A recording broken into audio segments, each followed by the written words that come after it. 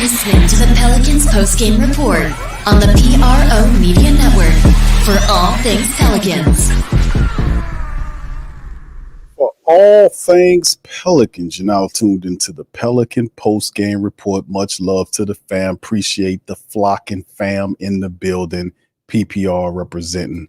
Late tonight, man. Sorry about the late pop in, but listen, man, we here. We're gonna talk some Pels with you guys for the hour, man. And please feel free to hit that like button, man. We up in this thing. If you're listening via X, hit the retweet button. It helps us out. Hit the like button. If you're not a subscriber, smash the sub button. Die hard Pelican talk. We in the building. I'm Big Q. We got Lex streaming in. Much love to my girl Lex. Good to see. And my boy DC is not going to be on tonight. He had a late concert and he's tired. He was performing and he plucked the hell out. Yeah, he plucked. He was actually doing the concert. He plucked out of the guitar so much he got tired and he had to go to sleep. So there you go. So shout out to DC. Big up that sheriff. Oh man, he was plucking the hell out that guitar. You know he can't sing worth of nothing, but he played the hell out that guitar, boy. I'll tell you what. All right, so anyway, we in the stream, man. Listen, a couple of things I want to go over with the family members tonight. Of course, the Pels, the Pels did a very interesting move. They released Matt Ryan, right? Mm-hmm. And then later on, they resigned Matt Ryan. So there you go. You talk about stability and commonsensical, man. We got Matt Ryan back, a sharpshooter for the Pelicans. We'll go over that today. We're also going to go over the Grade the Trade. We're going to talk about another episode of Grade the Trade. We'll go over that as well. And we'll kind of do our little analysis and talk about the Pelicans. So let's get right on into it. Lex, let's get into this article right here. Shout out to SI with this one. Pelicans re-signed former Celtics forward literally days after waiving him. On Friday, the Pelicans trimmed their roster in financially driven maneuver that moved them just $1.6 million over the luxury tax. The tax distribution to teams that don't cross that threshold is the projected record high of $18.2 million. But despite waiving Matt Ryan at the start of the last weekend, while still satisfying the league minimum of having 14 players signed to a standard contracts, the Pelicans brought back the 6'6" sharpshooter on Monday, according to Shams. 28 games with the Pels last year, including one star. Ryan averaged 5.4 points per contest, shot 45% from 3.3 attempts from the 3-point range.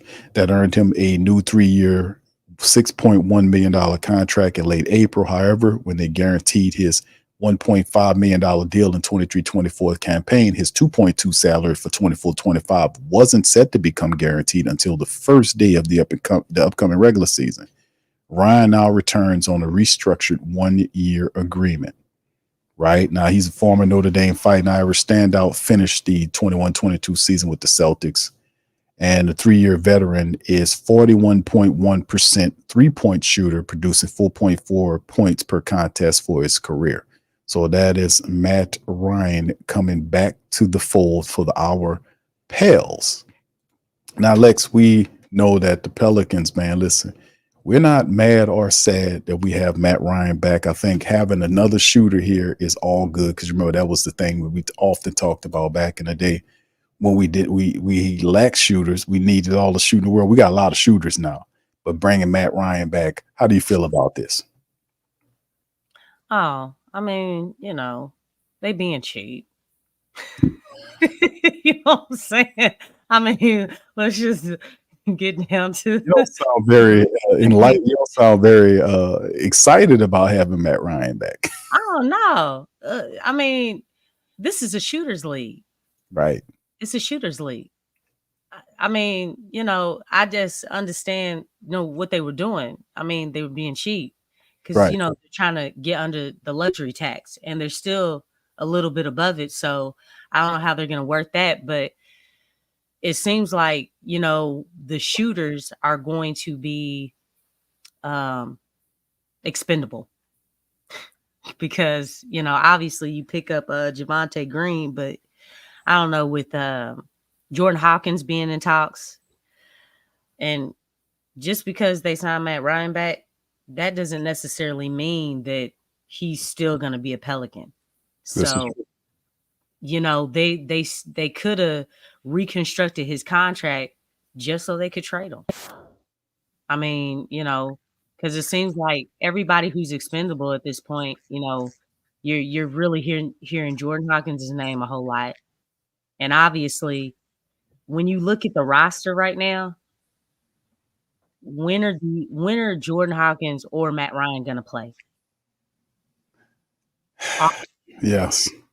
I mean, you have to ask these questions. I mean, you don't want to, believe that like, nah, Lex, they're going to play, but are they? I mean, so it's just the reality of the situation. Um,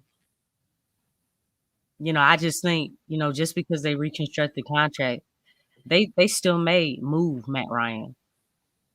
Yeah, this is true. This is true. Yeah, it could be a situation where, yeah, it could be a part of a trade philosophy. I mean, this could be a little bit of chess going on here by the Pels brass man at the top. Probably Maybe checkers, a little checkers. Yeah, checkers. Yeah, let's get it right. Get it right, Big Q. Yeah, it's look, the Pelicans are, well, they're not, I don't even know if they're trying, but the Pelicans need to try to get to where they can play chess. What? The mentality makes a huge difference. So, well, I mean, that's aiming at the toughness mentality, shaking the idea what we had last year, with teams rough you up, that kind of throws you off your game. You got a tough guy in Murray, who is not going to play that. So if he's the floor general, he's the leader. And don't forget Jones either. The leader, the quarterback, that's what he is. The enforcer. I mean, but you know what? It's really something. Look, we got a point guard, but man, there's a lot that is needed from DeJounte. And I kind of feel like, man, that's not even fair to him. He just got here. You know what I'm saying? He just got with the organization. And it's like, man, y'all need a lot. Look, is the money I'm making under all these job titles? You know what I'm saying? Like, what's my job description? But see, that's the thing though. He had 2 previous stops where he was trained up on this. He knows how to do what he does, and I think at this point he's ready to win, man. I mean, after going through what they went through with Atlanta, I mean, the man want to win, man, and having a team like with Zion and Bi and all these other guys, CJ off ball, Herb, Trey, Jose. I mean, he got to be looking at this squad and say, damn, man, I'm the final piece of what could be something special. That's how I think he views it. Like him being the final piece of the puzzle. Lex, that's what I'm thinking. That's how I look at how DeJounte Murray views it.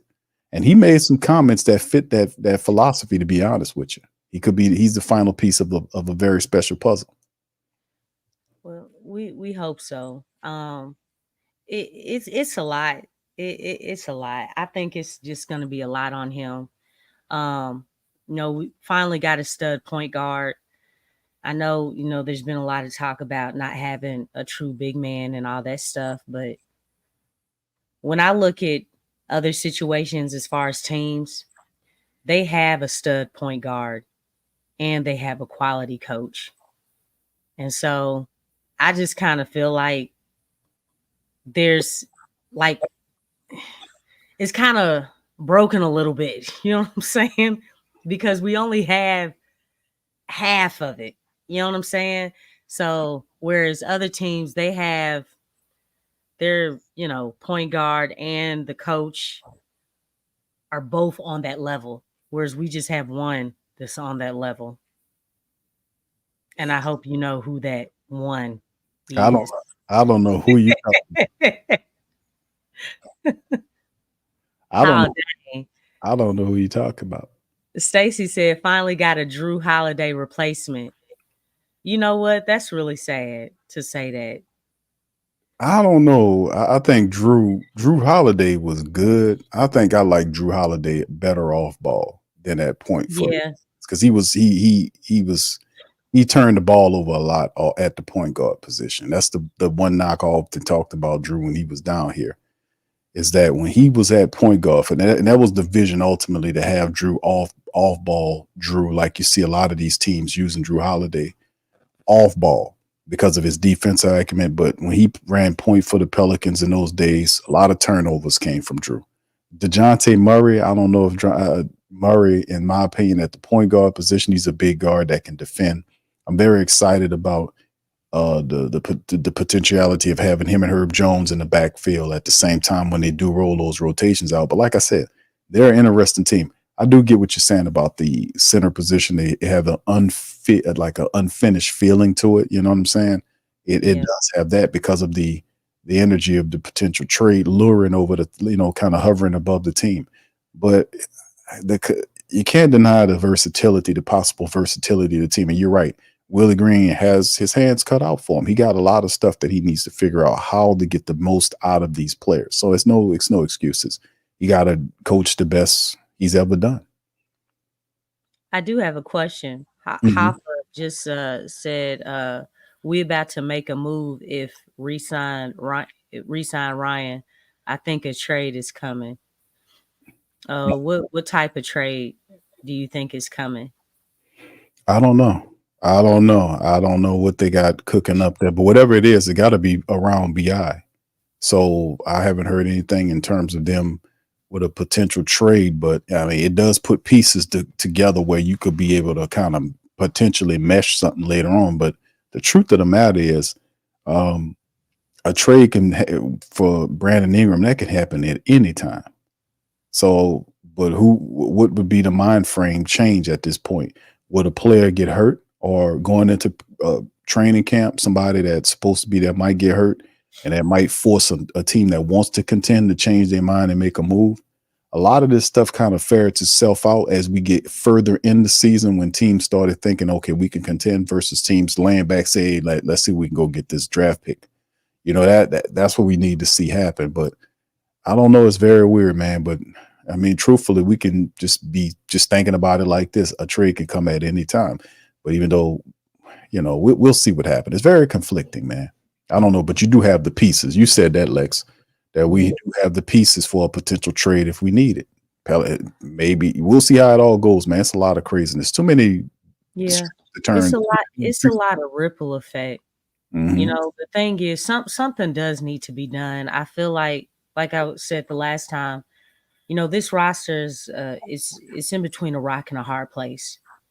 Right. Because the thing is, if you keep if you keep Brandon, you're basically holding back Trey Murphy. And if Trey Murphy is the future, why are you not opening that door for him to really walk into into his role? And so, you know, the money issue is still going to be there.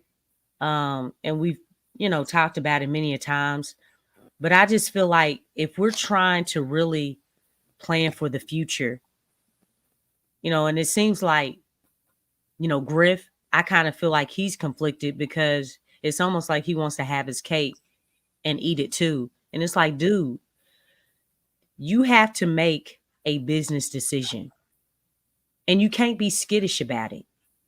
I think it's the same thing as far as when you look at the picks, holding on to all those picks, like the picks are not designed for you to just hoard them or hold on to them. You got to do something. You have a golden opportunity here. Like you're supposed to build something. I think really the poor decisions that he's made has just caused like a negative ripple effect because really the foundation, I don't feel like the foundation and the focus is really on winning. It's about, okay, we need to save money. I hear what you're saying, Lex. I think, yeah, it's not time for. And Pelicans had that time. Like this is, we're heading into year number 6 with David Griffin over the top of the Pelicans team. And Yeah. my God, how fast that time has gone on. But this is year number 6 for David Griffin. So a lot of the pick strategies that we've seen happen with him, all that's not even a thing right now. His mind frame needs to be in terms of getting the most out of the players that he got. That's why I'm feeling like he was like talking people into thinking like, okay, we got Brandon Ingram, we got a pretty good cast of characters, which they do. If everybody stays in a lane and it runs like we think it does, then the Pelicans have a formidable team right here. They really do, because Zion Williamson is a nightmare to guard. Brandon Ingram in his proper perspective is awesome as well. These are 20-point guys. CJ off ball is knocking them threes down. DeJounte's doing his thing. You got Herb off the bench. You got Trey off the bench. Hopefully they don't play Zion too much at 5. I'm really against that because of Zion. I don't like that. I don't want him at the 5 I position. don't like it. And that we got 4 centers, that you can use in that position. Use them there. Don't play. I understand like in lineups where you might see Zion against the Golden State Warriors when they have Draymond Green at the 5 or something like that. I understand that, but putting Zion against Joel Embiid or all these other guys, I would say no to that, man.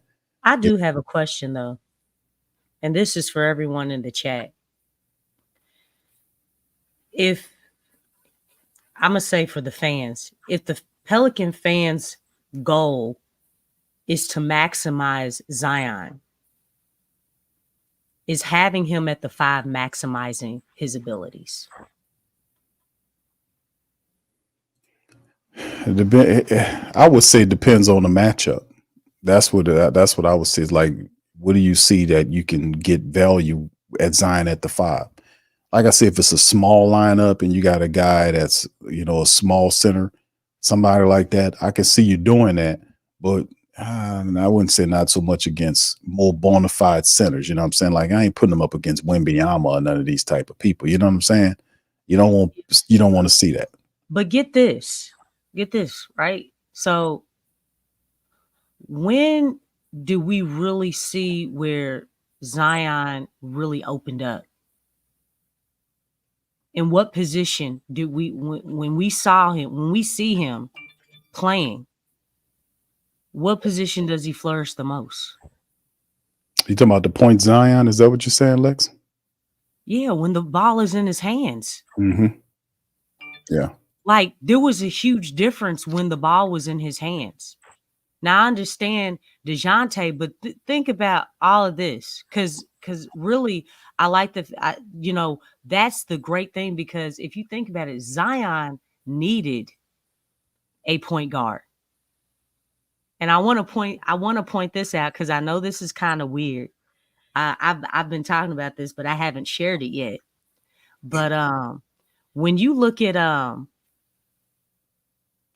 in a way, I look at Zion and DeJounte as kind of being almost like a mirror image in a different dynamic. Not exactly, but Luka and Kyrie. Of Luka and Kyrie. Yeah. Oh. Okay, break it down, Lex. Because if you think about it, Zion is strongest when he has the ball in his hands, when he's going downhill. This is true. Yeah. They can't do anything with him. No. The only thing that he doesn't have is a shot like Luka. That's why I said in a different dynamic. And then when you look at Kyrie, you have Kyrie, he can handle the rock. He can dish. You know what I'm saying? Again, he probably doesn't, not probably. He doesn't have a layup package like Kyrie. But again, he can handle the rock. He can open up the floor. He can make good decisions. Okay? And we saw many times where, Kyrie had the ability to close. Why do we get DeJounte? To help during that closing stage. Right. So I say them because, again, I'm pushing a different dynamic. Please don't think I'm because they're not the same. But I'm talking about as far as the positions, because we've seen where Zion is at his best when he has the ball in his hands. And with DeJounte, again, another point guard who can handle the rock, make decisions, make tough shots or clutch shots. But I just think there's a lot of similarities there. And it would be funny because if they actually reconstructed as far as the positions, not looking at Zion as a guy that he needs to play down low, but a guy that, hey, he literally is a point Zion. Mm-hmm. Then you actually go and get a 4, get a 5. You see what I'm saying? Mm-hmm. And that would make this team dangerous. I just wanted to throw that out there, but that has been on my mind. Yeah. Yeah. It's he's definitely unique, man, in what he does, man. And I remember there was a time several years ago when Zion had just came back from injury and he was working on the 3-point shot while he was hurt. And he was actually comfortably shooting. Remember, he was shooting those 3-pointers several years ago when he came off the injury. He was knocking them 3-pointers down. He hit like, what, 2 or 3 of them in a row? He was shooting them pretty good. So, I mean, that's a part of his game. I like a lot of people want him to see the mid-range aspect of it. We start seeing more of that last year because that was the big question. Yo, Q, why is he not getting into his mid-range game more? Then you start seeing more of that this past year with him doing that. And I expect that's another big thing is the mid-range game from Zion Williamson to draw people. Yeah. And see, that would be the evolution of that. And then I know, like Slim, you were saying point Zion, but where does that put CJ? Well, look. See, you're saying the wrong name. It's Herb and Trigger. Mm-hmm. That's what opens them up because, again, if you look at how Dallas is set up, and I know it's crazy, but if you could just reconstruct the positions, okay? They had Derrick Jones Jr. Mm-hmm. and they had what is his name? What is that dude's name? Came from Charlotte. Williams. Was it Williams? Not Williams. What is this dude's name? Damn it. Hold on, it's coming. I know. I see the dude's face. I can't remember his name. Yeah, I see his face too. It's bothering me. Golly, that's awful. That is so awful that I can't. Oh, Washington. Yeah, PJ. Is it PJ? PJ Washington. Yeah. Okay. So obviously we know that Trey. Well, really either or, depending on how you want to match it up. But having Trey at the 4, Herb at the 3, because again you had that strong defender. Mm-hmm. Now Trey, it may be kind of shaky with him because, or you could switch it out. I mean, but right now we'll just keep it at Trey and Herb right there. Have them down there, and then you have your 5, which would probably be Tice. Yeah. It's kind of weird, but like I said, just throwing it out there, see what, just offering something different. Because, it seems like everybody looks at Zion like he's a big man. Zion is 6'6", y'all. Right? Right. Y'all do know that Michael Jordan, he was 6'6". I'm saying, I'm just looking at think about this. Zion's Gert. He knocked LeBron on his ass in that game. But that's what is distracting everyone because everyone's thinking about his girth. Mm-hmm. And it's like, no, if you look at his position, Zion is bigger than most point guards, right? Yeah. And when he is locked in on defense, do you know he can defend? Yes, he can. Boys can defend, y'all. Yeah. Like, how is a point guard getting around his body at that quickness? That's what makes him unique. That's what makes him unique, because he's at that size, and he's quick like a shifty guard. Yes. And when he's locked in, and I don't know if you all have seen him when he's really locked in, it's hard to get around him. Hey, Ja Morant is a shifty guard. I saw when they had them like one-on-one a couple of games. Hey man, Ja wasn't getting around Zion, man. He was doing all his stuff, but it's like, dude, I'm just as quick as you, and I'm a big dude. So You meet him at the basket. yeah. Yeah. But when he's locked in, I mean, and I'm not saying obviously every single time, but the times that I saw, and Ja, he was actually doing his stuff. But Yeah. it was very difficult for him to get around him. Now he would do some ragdoll type stuff, to try to, attract a foul and stuff. But yeah, when he's locked in, he can guard, man. Yeah, when he's scoring, saying he's a deficiency on the defensive end, because I'm like, man, Zion about to break out that defense and remind everybody, because he was known for his defense. Y'all know that. Man, he was known for his defense. I know Lexxah was with Zion, man. That's the big part of the game. A lot of people want to see that next level, like we've seen a lot of the time robbed from him due to injuries. Now it's with him getting as much time as he getting, and we kind of talked about this in the prior screen about Amy Atmore having an opportunity to work with him, and the way he's looking in the off season, and we might see a total Zion we've not seen before, a guy that's in shape, a guy that's actually faster than what we've seen last year with all the weight on him. He was in good shape last year. Imagine what he could do this year. So, and that's the thing. Speed aspect design takes even, and we've heard that before, it takes the defenders off guard to know you got a big guy that big that can move that fast. Yeah. And just think, on offense, if he's moving as quick as he is, and he's doing everybody, because Zion's getting where he wants to go on the offensive end. Oh yeah. You're talking about taking that quickness and putting it on the defensive end. Yeah. Like he's showing it. We're just not thinking about it like, and then look, people were complaining about out of shape Zion, right? Right. Oh, be careful what you ask for.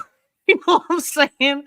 Be careful what you ask for. Like, are you all seeing the upside? Like, of this? Like, y'all got a problem when this dude starts realizing who he is and who he is destined to be. I think you might see that this year. I mean, the only thing that was stopping him was a lot of the health injuries. And I want to say this is because I know there's been so much backlash, but y'all, and I don't know if anybody in the chat has ever had an injury, let alone like an injury like every other year or every year, whatever, however you want to look at it. But injuries take a toll on you mentally. Yes, sir. Yes, indeed. They really do. And I can actually say that because I've had 2 surgeries on my knee. And let me tell you something. They always say that it's not the injury that bothers you. And I know his injuries have been hamstrings. I get that. But anytime you are away and you're not able to play the game, whatever sport that is, it wears on your mind. And I think a lot of people don't understand that process unless you've been through it. They really don't understand. Obviously, his injuries were, below the belt and everything, but it's like, just imagine not being able to do anything. You have to rehab. Rehabbing is not staying in shape. It's rehabbing. You know what I'm saying? When you're rehabbing, you know what I'm saying? You're going to pick up weight. in his case, because he has a unique body, it's going to be different from someone like a Kevin Durant. It's going to be different compared to someone like Brandon Ingram or a Shea Gilgeous-Alexander, or you all get what I'm saying? Yeah. Like Zion's body is that unique. And I don't think that's talked about enough. Like we can't talk about Zion like he doesn't have a unique body. His body is not the traditional basketball body. He has a very unique body. And it just can't be like, treated like Chet Holmgren. You know what I'm saying? I Right. mean, it's totally different.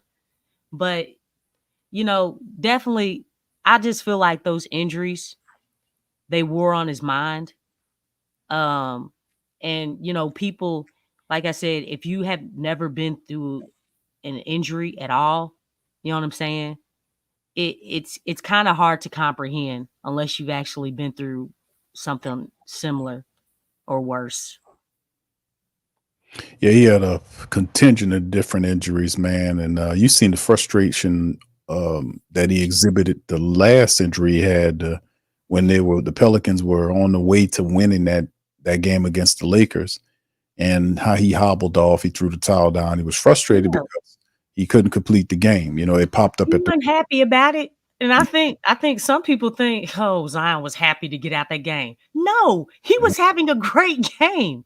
yeah, Like we all wanted to see him because that was his moment. yep, That was huge. Like, golly, man, in that game, do you know in that fourth quarter, LeBron James did not score? He right, didn't score until Zion left. yep, yep. Like, think about that. I don't look, and And Bron, LeBron AD, stays in very good shape. Yes, I understand his age and everything, but you're talking about LeBron. He kept LeBron scoreless. yep. He He was kept doing him this thing, scoreless in the fourth quarter. You and he talk was about scoring. in the clutch. Not only that, he was going on the offensive end doing Scoring. Anthony Davis. Yep, going over up top of Anthony Man, Davis, over top of him. like he was coming like, golly, that was a huge, huge moment right there. Yeah, And it was a moment that really, really, really, really mattered. But he was just as sick about, going out that game, probably more so than anybody else. yeah, Golly, I would have loved, man. He was on his way. He might have been on his way to 50 and 11. I mean, because they kept giving the ball to him. Jose, Trey, they were like, hey, man, nah, you got it. You got it. Do your thing. We going to play defense. yeah. That That dude was balling, man. he was, man. He was doing this thing in that game, man. He really was. Yeah. And both LeBron and AD in there, and they couldn't do They were nothing. both on him, too. They couldn't do nothing with him. His mind was made up. He was unstoppable. See, that's the thing. Like when you talk about LeBron, the injuries that happened, the mindset that he had to go through the injuries, Mm-hmm. coming into the second year of the Atmore, the weight loss that you've seen, a very thin and slimmer Zion Williamson, which is a very terrifying thought because they're really trying to misdirect you. The media is trying to really misdirect you with what's really going on. Zion didn't have any issues during the off season. He was able to train. He lost weight. So he's going to hit the floor running. There was no restrictions on him. He goes into the season how he is. And that's a terrifying thought, to have a more in shape, like probably the best version of shape that you ever seen him in, plus the fact that they were having difficulty staying in front of him when he was a little heavier. Yeah. What does this guy look like? And with that being said, him moving forward, how many games does he play? Maybe this is the guy you see go that full length and into the playoffs. And if that's the case, if Zion's there in the playoffs and you guys, CJ and all these, Murray and BI, if he's still, well, he probably won't be here at the time, but still in all, you have Trey and all these guys here. But it'll be a very interesting proposition the team has to play through him and him making himself in the best shape of his life. This is a terrifying thought to the NBA. So they can talk all that crap they want about Zion Williamson. In the end, they couldn't stop him when he was heavy. Imagine what he looks like now. Exactly. And see, that's the thing. It's like, man, you all are looking at things so negative, man. Like, dog, when he does get in shape, Man. like, y'all couldn't stop him out of shape. Right. Like, for real, man. Like, get a clue. Like, it's coming. It's coming. It's been a long road. I think all the ebbs and flows that Zion has been going through. And really, I just feel like, it seems like in some ways, it almost seems like he's kind of had to figure it out on his own. Because, like I said, him coming into the organization, pressure was taken off of him. No, the vision was not to keep that pressure on like it was at Duke. And that was the worst. That's the worst thing that you can do to a player, especially when he's a number 1 draft pick. He was built for the pressure. He was built for it. Don't rescind it. Support it. You got to cultivate that stuff. You got to encourage that stuff. Because that's what the team needed, but it wasn't. But I saw a comment that Stacy wrote. I'm telling y'all, Griff's stuck on moves right now. He's been stuck. Check this out. The DeJounte Murray move wasn't even his move.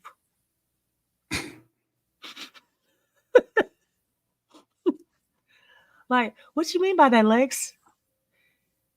Go back to the presser. He'll tell you. But if you don't go back, I can tell you right now. He said that Rich Paul called him and told him to trade for DeJounte because that's his agent. That's DeJounte's agent. But Rich Paul told Griff that. He kept blowing his phone up, telling him, hey, you need to trade for DeJounte. I say that because, and Griff admitted that. He said that. That came from his mouth.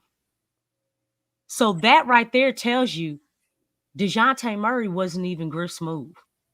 Wasn't even Bryson Graham's move. It was Rich Paul. Of course. Of Clutch Sports. Of course it is. And I believe that's Anthony Davis's. That's a man. That's okay. I mean, yeah, Stacy. He's stuck. He's really stuck. Until Chris Paul give him the next damn one. Oh my gosh. I mean, it like I said, the trade that sent Anthony Davis out of that wasn't his trade. That wasn't his trade. That was Magic Johnson's trade that he originally had. They decided to go back to less than one player, Kyle Kuzma. Instead of Kuzma. Instead of Kuzma, it was Brandon. Right. So it's. But the thing is, like we kind of where we are right now in terms of where the roster of the team is. The only question I have is this team good enough to win? Before we turn the year, is this team good enough to compete? How good is this team? Now we have a lot of players, like there's 420 plus scorers in the starting lineup. If that's the starting lineup, Trey's off the bench, Jose's off the bench, Herb's off the bench. If that's the starting lineup, so you have 3 bona fide, really solid people off the bench. If that's your guys, let's not be so politically correct.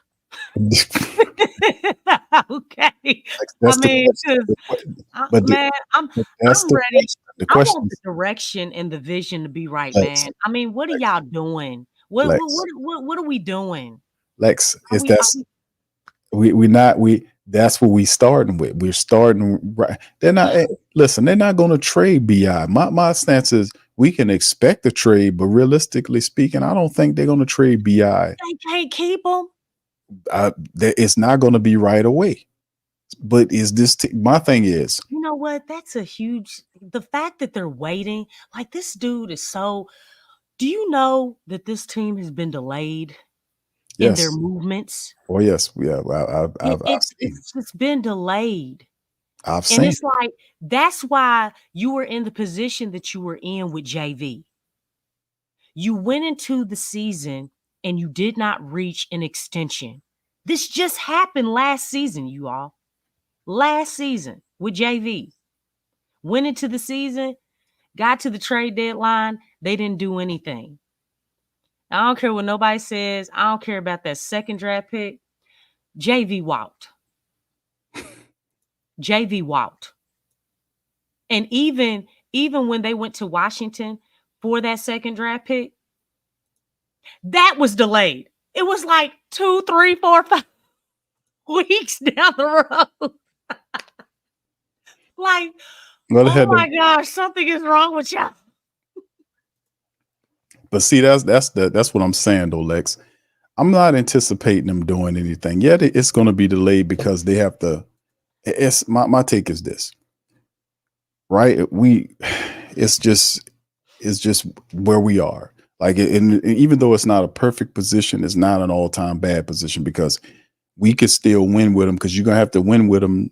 You know, make them look better. Bi plays well, then you're ultimately gonna have to trade them, and more than likely it'll happen. It's gonna happen between probably not now, but later on in the season, like perhaps toward back into December to February, somewhere in there, as he builds up statistics, stays healthy enough for somebody to want to take a chance at him. And even though they know they're not going to be able to pay him the $50 million, they still take the expiring contract. This is nothing new. Yeah. Teams do And this. They chase I players with think on that's one-year weird expiring too. contracts. No, it's just what it is. They'll take a team that they're not going to do it now. But as the season goes in and teams find out where they are, and as we get closer to that January, February marker, teams are going to understand because we're going to know that February is not mid-February, it's February 6th, early February, when the trade deadline strikes. So that puts December, and I'm looking at December and January in the time frame which you're looking at, where you got teams that could be looking at taking that expiring $36 million contract off his hands, and the Pelicans collecting whatever they get for him moving forward. My only concern is what kind of position are the Pelicans in at that time? Because we want to be positioned, standing wise, as in terms of wins, in the proper position. So when the trade hits, then we get whatever pieces we need from the trade to add to the team, and then we use that to push for the rest of the season into the playoffs. That's what my concern is. So I know right now we're gonna have BI for at least the next couple of months, and then I'll be looking for maybe something between December and January, leading into February. That's my overall private mind process looking at the BI stuff. But I'm not, in my head making sure saying, yeah, Brandon ain't gonna be with the Pelicans now. My thing is I'm just want to make sure they're winning and they're positioned standing wise in the proper place. That's what my concern is right now. I done already graduated my mind from my thoughts from Brandon Ingram in terms of when the trade's going to happen, because it's too topsy-turvy. You'll drive yourself crazy trying to figure out when. I haven't graduated with the coaching situation, so you a good one. Well, like I said, he has help. Willie Green has a lot of help. He has a point guard that has some experience. Don't mean nothing if you don't use it. You know Oh, what I'm saying? Look, all the resources in the world, but I'm not going to use them. You got to use them. You got to use the John Tay. Hey, the Babylon Brook studio has something to say to you, Big Q. Okay, what is the Babylon Brook? What's up, fam? That's a long ass name, brother. What you, the Babylon Brook? What you record? Are we sure about that though? I mean, not right now. At 50 million. Louder. He said he thinks they give him a little less, and he accepts it. A little less will be what, 45 million? Or whatever the case may be. I don't even, you know what? But that's not happening right now. Nobody's gonna pay a dude who has problems shooting threes and it's a shooter's league. And please understand the definition of what it means to be a shooter. Okay? Because it has changed. It does not mean mid-range. It means shooting behind the arc. Right. That's like if somebody asks, hey man, you got a shot? They ain't asking if you have a mid-range. That's not a shot. A shot is shooting from behind that arc. That's what that means. So the thing is that came from Brandon. He struggled as far as doing that, doing what they asked him to do. He admitted that in his exit interviews. It was a struggle. He said that.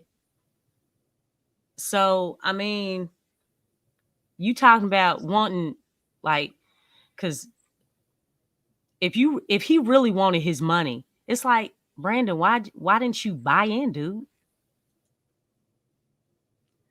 You know, why didn't you do? And I think it's funny because we all know Zion. You know, a lot of people got on him for, because he came out and said, "Hey, I'm trying to buy in." Right? Right.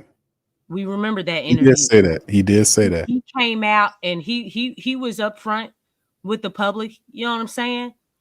And it was never, and everybody like focused on, oh, Zion, he ain't buying in, he ain't doing this. But guess who wasn't voicing that during the season? I mean, Brandon wasn't voicing that. And some time, not just a handful about right now. Ain't no team giving BI $50 million as of right now. Now, if you talking into the future, yes, anything possible because the money eventually going to go up. It always goes up in the NBA. So we talk about 50 million right now would be a steal tomorrow, right? So I mean, but as of right now, there's nobody paying this man this kind of money right now. They're not. If there was, I'm pretty sure the Pelicans would ultimately have worked out an agreement to get him out of here because they won't pay him. And the reason why is like, well, why don't we pay him and then make BI and all? Because the time is past. Like he had an allotment of time to see how far the team can get along. And the only reason why he's here right now is because of his money demands and the fact that the Pelicans haven't found a suitor. And David Griffin is then brainwashing everybody to believe that this is the best move for the team. Is just bring him back. He wants to be here. We want him to be here. Never mind the fact that the only way he stays here is if you pay him. yeah, He wants to get paid. You're going to, because it's all a bunch of BS. So that's why I'm not focused on the BI thing because they can't even keep it real. They can't even tell it. They're not even keeping it real, man. This is an uneasy alliance, is what this is. And he's telling you, well, he wants to be here. He wants to be a Pelican. And they're telling you, we want him to be here, but the money is the ultimate factor. Either pay me or not. Well, they're not going to pay him, right? So this is an uneasy alliance. So what BI is going to do, he's going to play out this agreement. And there's only two ways this is going to end. Either he gets traded to another team that takes his expiring contract because he can't refuse where they're going to send him. He's going to get sent somewhere for whatever package the Pelicans can come up with. And more than likely it'll be a team who wants to accept this expiring deal so that it goes off their books, or the Pelicans keep him on the team, get nothing for him except for the expiring value of the contract. The guy behind him is Trey Murphy III, who's already here. The Pelicans spent a first round pick on him. Trey's not being talked about enough. It's like, they're putting him to the back burner. Yeah. And that's another thing that's happening, you all. It's like the talking point, Lex. The talking point is that's what Trey Murphy is coming up. You know what I'm saying? Not only that, he is a willing 3-point shooter already, and he has synergy with Zion, because with Zion's gravity, if he's creating that much space, that means Trey has all that space to shoot the ball, so, but, are we trying to develop and give Trey Murphy those opportunities to really flourish into the player that he's supposed to be? Just throwing it out there. And, Brandon's what? Brandon's in year 9? Is this year 9 or year 10? I think it's 10, if I'm not mistaken. Let me count them up here. Because Trey Murphy's up for an extension, and this organization is cheap. Yeah, it's So not. even if it's You're not, you're not okay. So even if it's not about, if you just put aside the game from a business standpoint, it's not feasible unless you're making a decision between Trey Murphy and Brandon Ingram. But see, that's the thing that people are doing. They're saying Bi is better than Trey Murphy right now. That's not the point. Is what I'm trying to tell the family members. That's not the point. That's not the point. People are saying, yeah, but QBI is better than Trey right It now. doesn't matter. It's about That fit, people. It's is not. It's not about. Come on, like that. That's just like in a series, man. Like in a series, it's about matchups. It's about matchups. All that stuff on paper, like we've seen that many a times.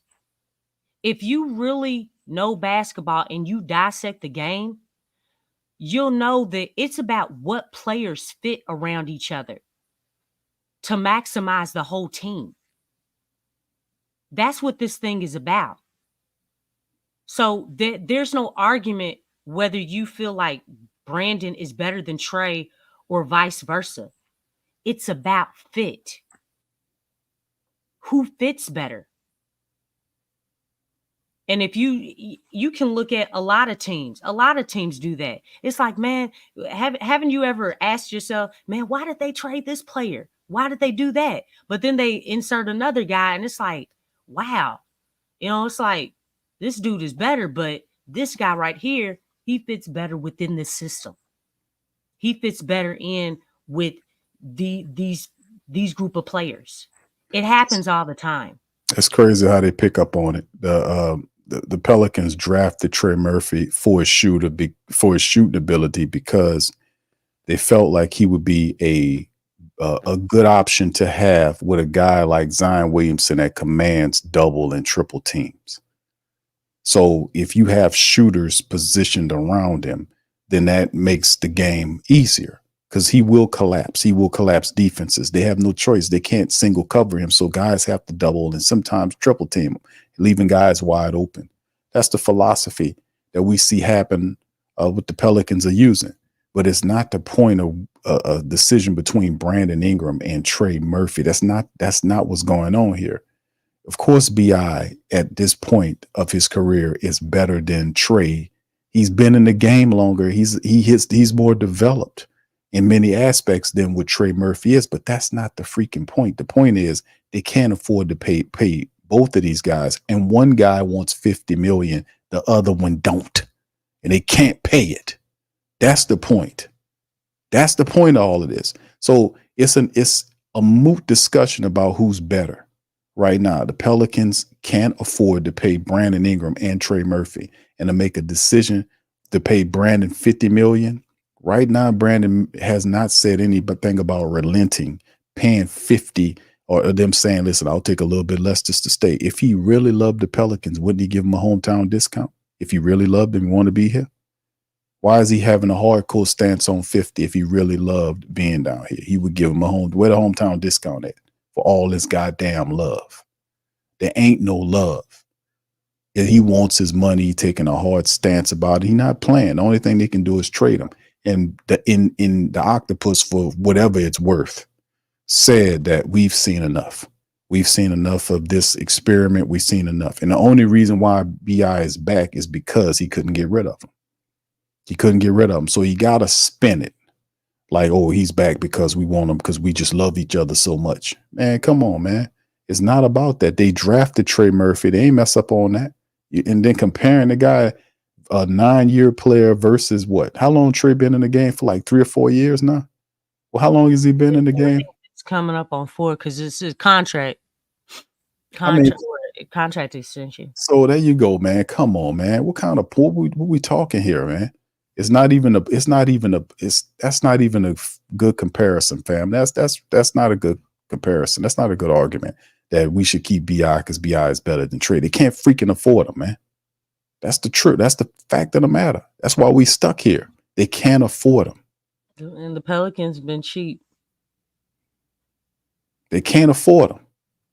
The ink, the octopus. If you don't, and I don't trust the octopus. Listen, whatever his word, he told y'all that. We seen enough of the experiment. We seen enough of whatever it was. What are we talking about? He's talking about the Bi and Zion experiment. We seen enough of it. He had to make a decision on which player he was going to go to be the star, the runner of the team. He made Zion. It's Zion's the focal point of the team. So if that's the case, and Bi wants 50, got a hard line stance on 50 million a year, Pelicans said no. What we talking about?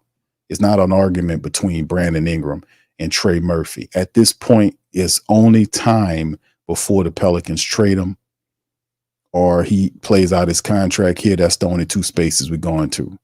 If he really loved the Pelicans, he'll give him a hometown discount. Ain't no love here, man. Ain't no hometown love here. And I'm talking about he would have to give him a lot cheaper discount than $5 million. So, I mean, in the end, man, they can't afford the man and his demands, and it's time to move on, bro. We'll find something else to work. That's just where we are right now. That's the truth. So I do have a question for the chat. So, because I know some, I guess, some people disagree and everything, which is cool. I mean, I'm all for that. That's sports and everything. But do you all feel like the Pelicans should run it back with just everybody?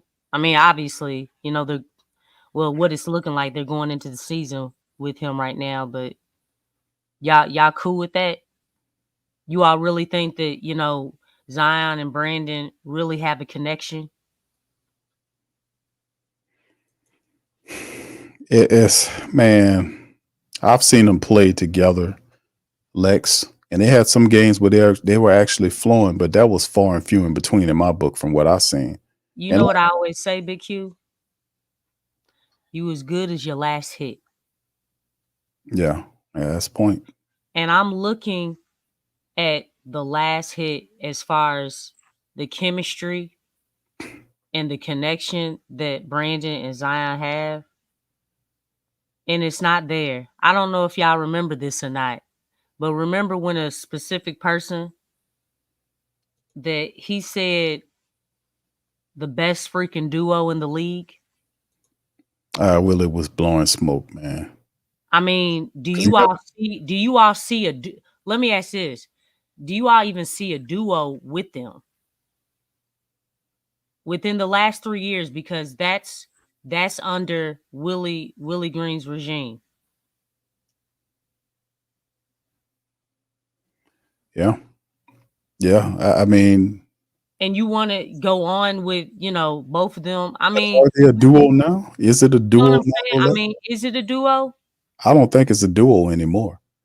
I look, I never felt like it never was this season. I mean, it was just as much as a duo as Zion and CJ. You know what I'm saying? I mean, it's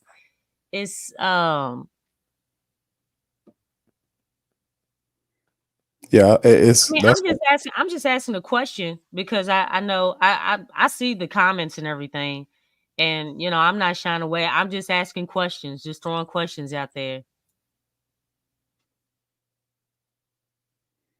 I mean, think of all the duos in the league because they're supposed to be a duo, right? So, looking at all the duos in the league, where do they stand? I mean, do they even play off of each other enough to even, call themselves a duo? I've seen a handful of games where I've seen Bi and Zion got into the flow with each other, but it was never maintained. And if maybe the philosophy was to do, that's the thing, it wasn't consistent. Yeah, it's not something that you saw every single night. When you look at LeBron and AD, how they play off of each other. Yeah, but that's a point of emphasis through the offense. The two best players have to play off. There's other duos, but right, but that's a point of emphasis. Most duos play off each other because it's the philosophy and the mindset of the team. If the two best players feed off each other, more than likely, pick and roll. Pick and roll. Yes. How many times did we really see Zion and Brandon, the two best players on the team? Antonio Daniels said it. Putting them two in action You know what I'm saying? How many times do we see that? It's almost like you can count on your hands. Yeah, it ain't much. I mean, but I like I said, I've watched a lot of Pelicans games, man, and I've seen a few games where I've seen it, but more not than going more not than them doing it. But is that strictly because of them or the philosophy? Because when they were rolling in some of them games last year, and then Zion was doing this thing and they were balling, then he would come out with a whole nother philosophy. So it was like they had Willie Green wasn't consistent enough to keep doing what worked. He would ultimately go away from it. I don't know why he would do that. Just poor coaching, no imagination, just inconsistent thinking. I don't know what in his mind would force him to rationalize not doing what worked over and over again until somebody stopped it, as opposed to you stopping it. There was times where I seen during the season where he would have Valanciunas ball and then would go away from Valanciunas, even though some games Valanciunas would dominate in the paint, he would go away from him, literally helping the other team. So I don't understand what kind of block in his head or what he has in terms of memory to do that kind of stuff, which is just unfathomable. In my opinion, you're always supposed to do what works until the opponent stops you.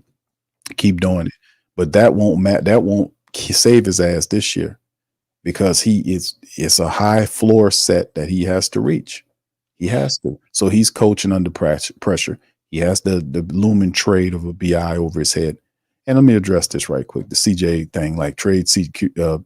One of the family members said, "Hey, Q, just trade CJ and pay the remaining monies to Brandon Ingram to keep him." I'm like, bro, CJ McCollum has 2 years remaining on his contract, 33 and a third.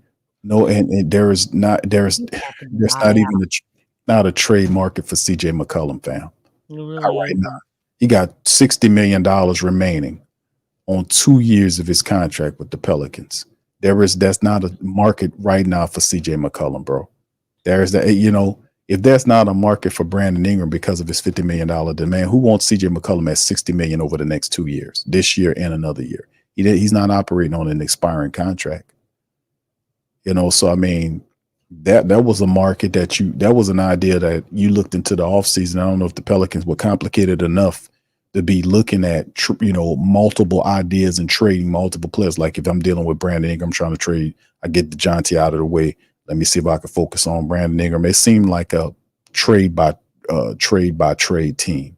They're not complicated enough to have multiple players out on the trade market and ferreting out different values for each player. The Pelicans are a trade by trade team.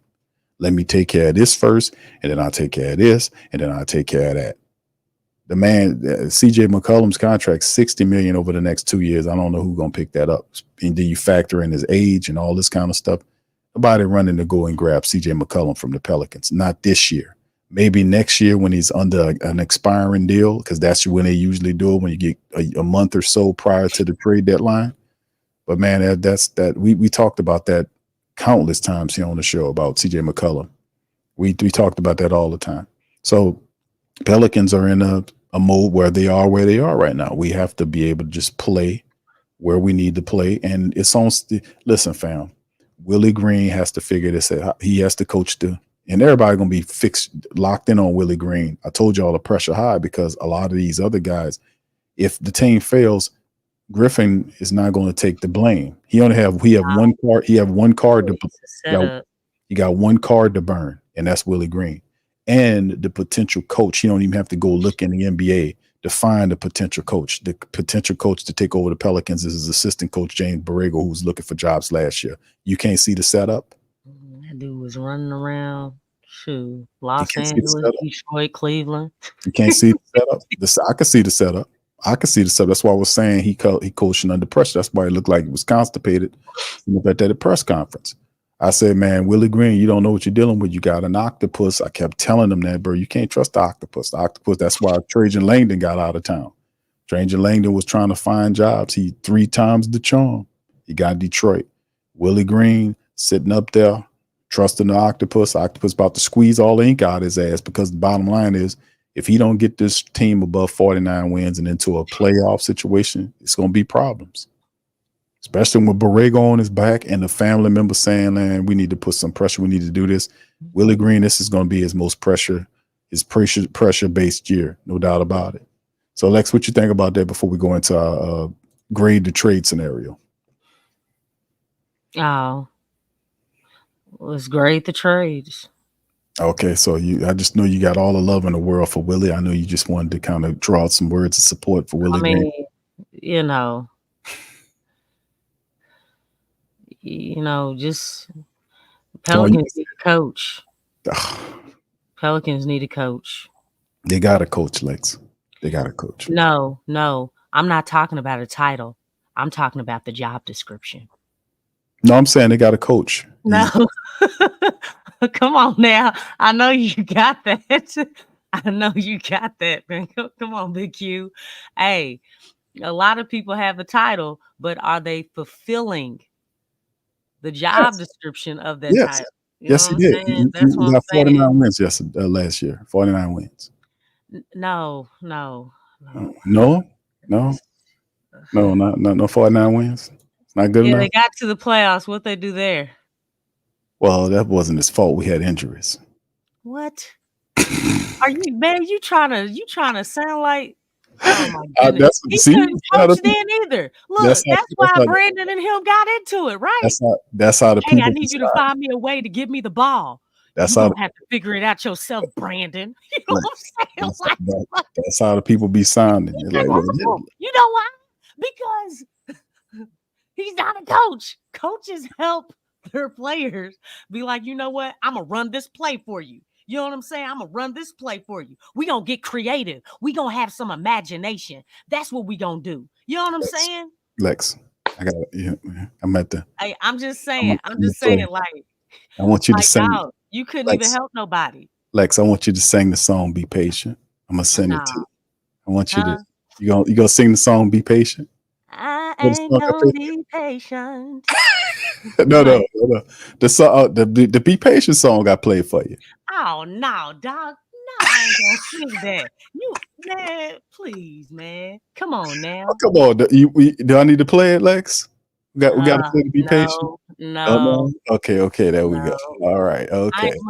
Look. I think all Pels fans have been patient enough. Yeah, you're right on that. You're right on that. I'm not trying to think about being patient. Y'all better kick it to the next gear and play with an edge this year. You know what I'm saying? Like 2.0, maybe 10.0. You know what I'm saying? Look, regular season is where you build habits.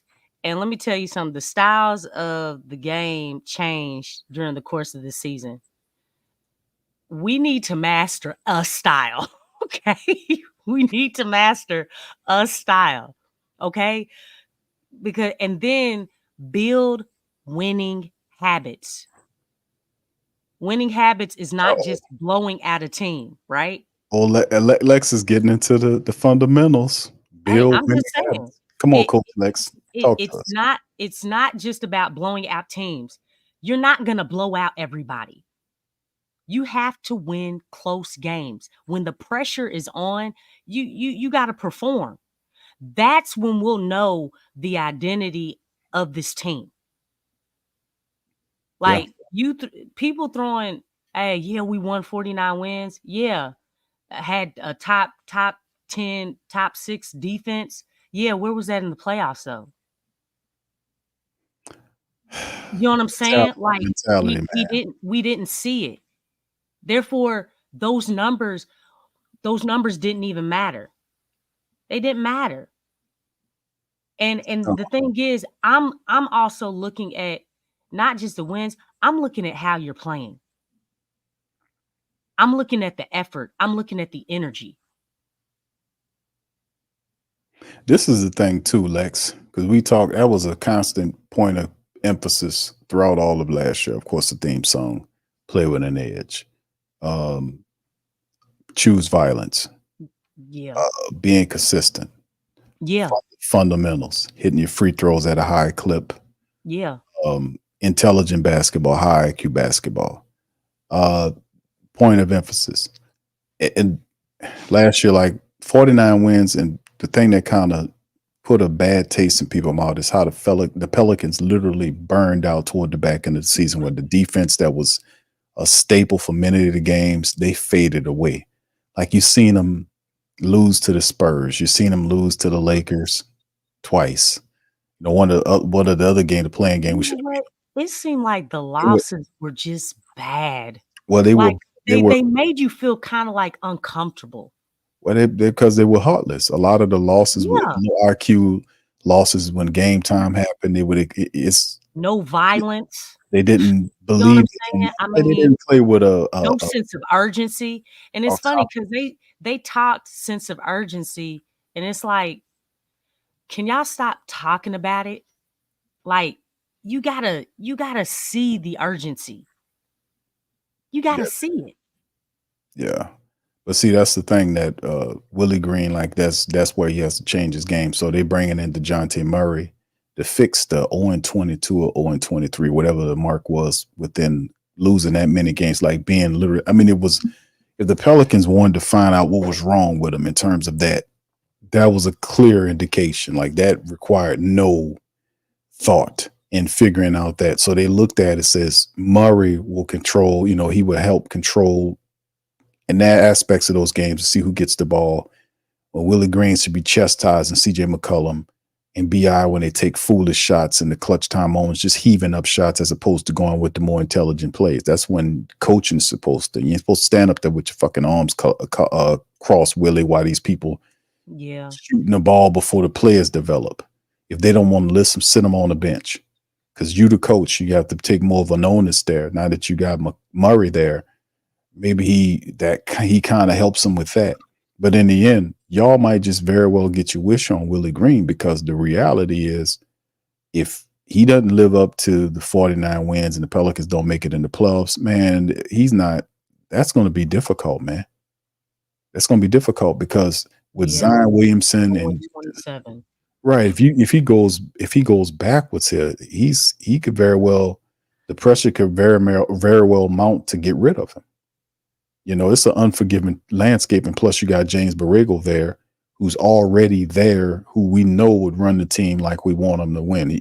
Run. It'll be a free flowing team with an offensive strategy, because we don't know the kind of philosophy the Pelicans have. We haven't established the switch. We know we like to switch all crap and all this kind of nonsense, but and shoot 43s a game. We know what Willie Green says that, but specifically the mindset and the overall template of what the team believes in, Pelicans ID is lacking. They have to establish that.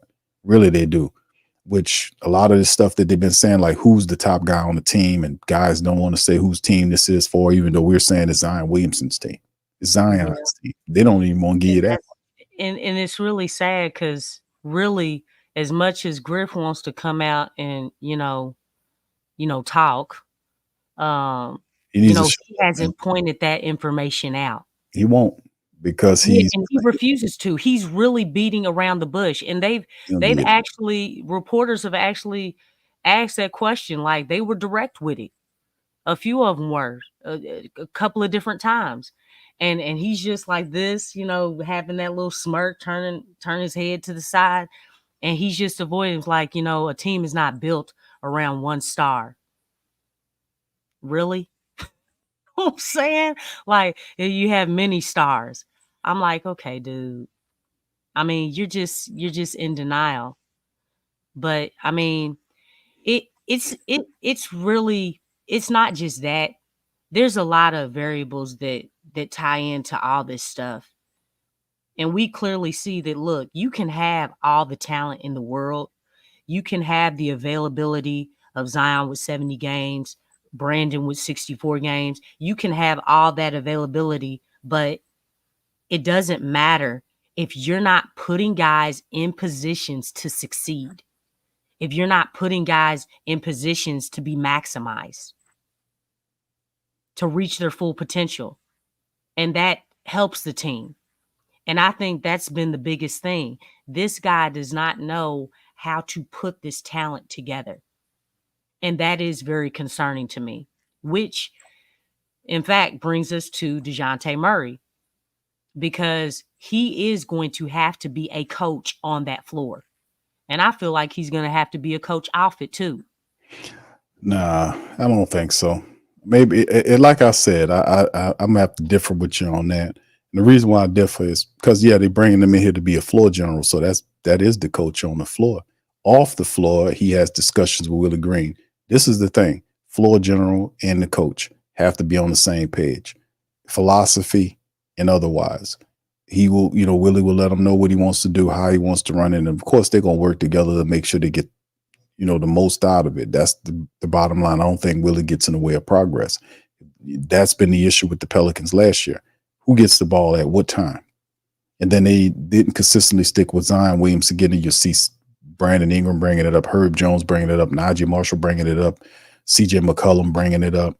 It was a major problem. Like, who gets the ball at what point in time? When Jordan Hawkins plays, Jordan Hawkins brings it. I'm telling you, who's supposed to bring it? It was a mess.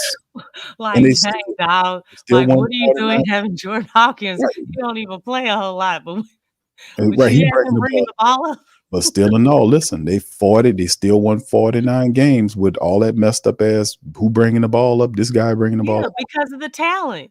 Well, that's what I'm saying. Now that you have more of an organized team and control, and this floor general who's handling the ball, he's supposed to help, not totally get rid of all of the issues they had last year. For maybe out of this, hoping that he pulls a Peyton Manning and he's calling audible. You know what I'm saying? Like, dog, just run the team, dog. If you have, we ain't running that. We ain't running that. That's dumb. If we gonna run this play. Let's say we had Murray last year. I see something different. And the 22 or 23 losses during clutch time. How many wins do the Pelicans get? That's a question for the chat. If you have DeJounte Murray last year, when we were in the clutch moments of the 0-22, 0-23, whatever it was, losses, how many of those wins do the Pelicans get if Murray is your point guard on the team during those clutch moments, the 0-22? JB still on the team? Everything's the same. We got Murray here. You still have a center, wherever the center may be. Let's put DeJounte, put Murray in the position of the point guard. He got the ball. How many games do you win at the 0-23? Do you win half the games? Even if you win 10 or 12 games, this one thing is definitely more than not. That's what but see y'all hitting that. Look, who that daddy says. I said we win most of them, Q. Even if you won half of those games. I mean, you clear 50 games. But now that's what I'm saying here. You have more of an identity because the ball is not, you're not playing differently every night. Now you got more consistency. Do we hear what Willie said in the presser? Forget that. Listen to we can't forget that. He said it. He's like, we're gonna put it in DeJounte's hands, and it's gonna be in Zion's hands, and that was gonna be in Brandon's hands. That was what he said. And it's gonna be in CJ's hands, and we're just gonna put the ball in their hands, and they're gonna make plays. That's an off-season presser. Can we go back? We're not listening to that. Said that. We're not. See, that's why I'm trying to get people to understand. See, I walked y'all right into that because that's about the pick and roll. No, listen, with Lex, we're gonna forget about all that right now. Listen, this is the whole thing. But he's listen, Lex. Okay, listen to what I'm saying. I'm saying this now. You heard what you said. Now we won 49 games last year, according to you, off of talent. They have to do with Willie's coaching. You wouldn't give him the coaching, but he won 49 games last year. The 0-23 or 0-22 in losses in clutch times. If you have Murray at your point guard, how many games do you win? Even if you win half those games, 10 or 11 games, that puts you well beyond 50, almost into 60. 60 wins with Murray there. It's a difference. That's what I'm trying to get people to understand. When you talk about having him there, because he fits a lot of that. We're not asking him to win be 22 and 23 and 0 there. All I'm saying is when you have a guy that knows what to do in the moments, in those clutch moments, that gets the ball to the right people, you can win games. And even if Willie Green is the same or a little bit incrementally better, which I say he will be because of DeJounte Murray, because this is the first time he had a guy as good as Murray as a point guard running his offense. Yes, it's going to be an improvement. It's going to be an improvement because he can be able to disseminate his whatever his thought process on offense to his point guard. The point guard can then translate it to the players or back to Willie and say, hey, listen, I think this will be a better usage of this player. You think Murray going to go after there and do something crazy?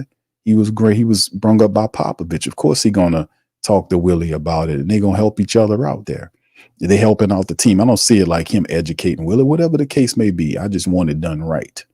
And I think those guys get it right. It's gonna be done right. It's going to be done right. You just said so yourself. No, I mean, win 49 what, games. the regular season But let me ask you this: How or did the playoffs? how many games? How did the Pelicans win 49 games last year? Off talent. Okay, off of talent. So it had nothing to do with Willie. Like Willie's coach. if you watch these games, Follow up question I just asked you. what's the follow-up? Follow up question is: Did Willie Green have anything to do with those 49 wins? Maybe half of them. Maybe. Okay, so in half of you gave him credit for half of the 49 wins. No, I don't believe in credit. He was acting in the place of a coach. It was a body there. He is a coach. You know what I'm saying? He's a coach. So if you credit him, well, you're not giving him credit. Okay, if you say, I'm not doing that. let's just say you give him. He earned 24 of the whatever the wins, half to the 49 wins. Still caught 49. He still was the coach. Only one win that they got that he wasn't there because of the C-19. The rest of them, man, what you doing, man? I'm trying to put something together for you. I'm trying to show you. No, you talking about regular. We talked about this. Are you saying, going back? No. Are you going back? No, we talked about this, man. No, I'm saying. The thing is, listen, that's what Griff and that's what they were selling. And see, that's the trick though. That's the trick. Let's listen the to 49 wins in regular season. Look, the playoffs is where you build something. Right, but I'm saying not regular season. You gotta win the regular season before you win the playoffs. That's the bottom line. Yes, and it's building habits. Right. During regular season, you're building winning habits. So how many wins do the Pelicans get this upcoming year because of the acquisition of DeJounte Murray at the point guard position in your estimation? I don't know. Come on. If he can win 49 wins, 48 wins. Look, let me get to at least 24 games. Because really, it's gonna have to be the players. When the pressure of being a coach is taken away from Willie Green, that's when the probability of winning is higher than not. I know that's kind of crazy. Anybody can win in a blowout game when you don't have to coach. Keep running. You know what I'm saying? It's a blowout.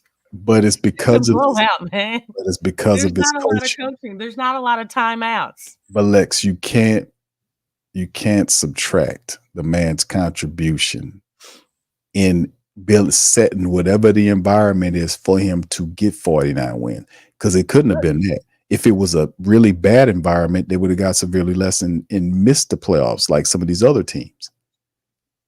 You get what I'm saying? So even though he's not like Willie Green is not a top 20 coach in the NBA. We know that he's a bottom 5 coach and he has to establish himself. But let us not, like I'm saying, he's in his 4th year as a head coach with a point guard that can help get everything right on the floor at the right moments of the time. I say that's a plus. Now, I'm not saying Willie Green's going to turn into Phil Jackson or anybody else. I'm not saying that. I'm saying Murray helps where it hurts. Did you get that? Okay, we're gonna move on because Lex, I think our picture froze. She is not hearing me, man. She's not. No, I'm listening. She just literally froze on me. She was like, "Man, when you are you serious? That's the look she gave me. Like, hey, when you have a coach that really knows the game, that feels the game, the vibe of the game, and all that stuff, man, it makes a huge difference. It elevates. It really elevates the game. Like when you look at the way that the players are playing, can you actually say through what's that dude's name?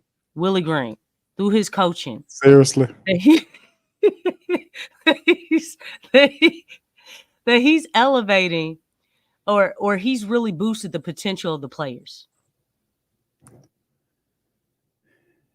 listen, I think For he real. helps. I think he does help them to a degree. I don't think he's perfect though. I think he got a lot to be determined. Like a lot of like he Willie has some motivational things that he does. He's not a trash ass coach. Like he's not a top 20 coach. He's like a top, he's a bottom 10 coach. And the reason why is because he has obvious flaws in his game. Like he doesn't have a feel for the game. He's You slow could have as said bottom too. I'm gonna say bottom 10 because you could probably play somewhere.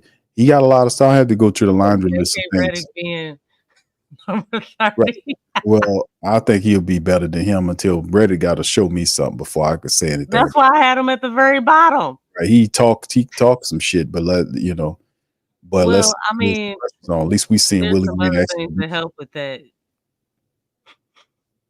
But the whole thing is with Willie Green is like we know the dude need to do something better. He needs to improve as a coach. So for those people who do not like Willie Green, this will be the year in which you see he has to do a good coaching job. Having Murray helps more. It helps where we hurt last year. Now, did the team overall improve? You got another 20-point score. It didn't cost you nothing but a bunch of role players. And then if you have the lineup that ESPN is running with Tice as the center and CJ McCollum at 2, that means that Herb Jones joins Jose and Trey off the bench. That's Jordan right. Hawkins, other one. So I mean, first team all defense. I hate you. We're gonna reward you by you coming off the bench. For CJ McCollum making $33 million. How this politically correctness. Hey, it's all about the money. It's what the money is. You have to justify the money. Yeah, I know. You got to justify. That's why we look. I'm trying to move. You know what I'm saying? Move some of the money. You know what I'm saying? So the team can really elevate like it should, as well as remove some people in the front office. We kind of stuck with some of these guys for right now, man. But let's get into this article right here, man. Because all this Willie Green truth is too much for a lot of people to handle right now. So we just gonna keep it moving. All right, shall make you free. Yes, indeed. It'll free Willie to the unemployment line if you don't get his shit straight. That's all I'm saying. It'll get Willie to the unemployment line if you don't get this team winning.